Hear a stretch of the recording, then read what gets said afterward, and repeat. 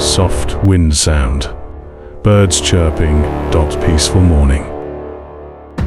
Everything felt normal, just until the ground started to whisper. Cup shakes, windows rattle. This is not a drill. Evacuate now. Parents searching for kids. Dust in the air, alarms everywhere. They had only 7 minutes. Double quotes. Move, don't stop, keep going. No time to think, only time to act. Everything destroyed. Silence. One warning, one decision, one chance. The 7 minutes that saved a town.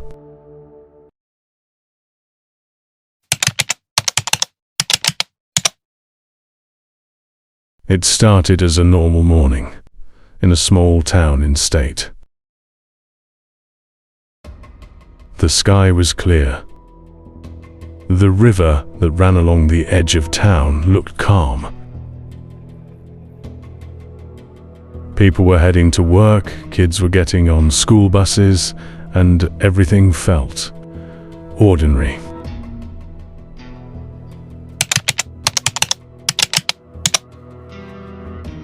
At exactly 8:42 a.m., the ground began to shake. At first it was subtle. A few people paused, coffee cups trembled, windows rattled slightly. Then, within seconds, the shaking dart turned violent. This is an earthquake. Cars swerved, power lines snapped. People ran into the streets in panic. Daniel Reyes, the morning shift operator, looked up at the monitors. Inside the town's emergency control center, alarms started going off. Seismic readings were spiking fast. But something else caught his attention. A warning system connected to the dam. Just 12 miles upstream. The screen flashed red. Daniel froze for a second. Then he understood. If the dam collapsed, a massive wall of water would reach the town in minutes. He checked the system again. Estimated time to impact only 7 minutes. That was all the time they had. Daniel grabbed the emergency mic and activated the town-wide alert system. This is not a drill. Evacuate immediately.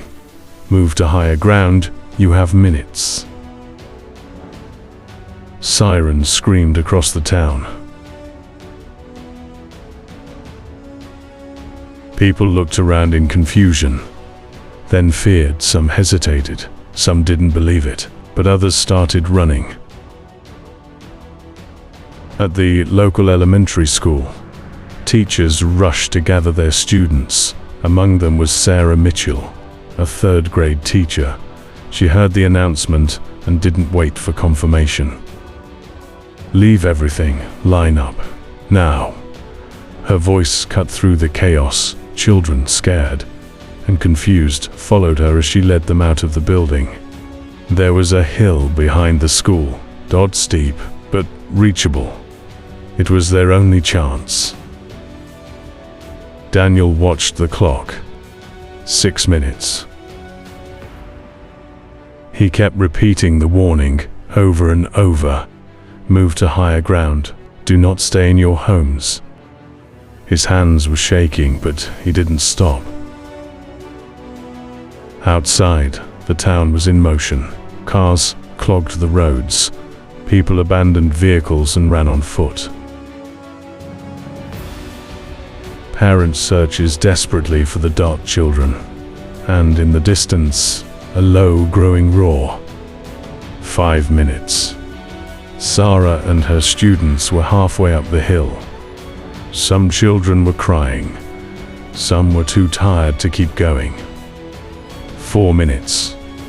She turned back, pushing them forward. "Keep moving, don't stop." The sound grew louder, not like rain, not like a river. Like something massive, breaking through even thing in its path. 3 minutes. Daniel stared at the monitor. The dam had collapsed. There was no stopping it now. 2 minutes. From the edge of town, people could finally see a towering wall of water tearing through trees, houses, and roads like they were nothing. 1 minute.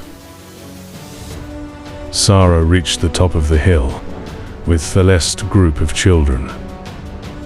She turned around and saw the wave crash into the town. A violent surge of water swallowed everything below. Buildings disappeared, cars flipped, streets vanished, all in seconds. Then, silence. Hours later, rescue teams arrived. The town was gone, reduced to mud, debris, and broken memories. But on that hill, dozens of children sat together. Everyone is scared, but alive. Daniel was found still at his station.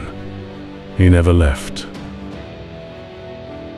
He stayed on the mic until the very last second, warning as many people as he could. Ending line. They only had 7 minutes, and because one man didn't freeze, one teacher didn't hesitate, an entire generation survived.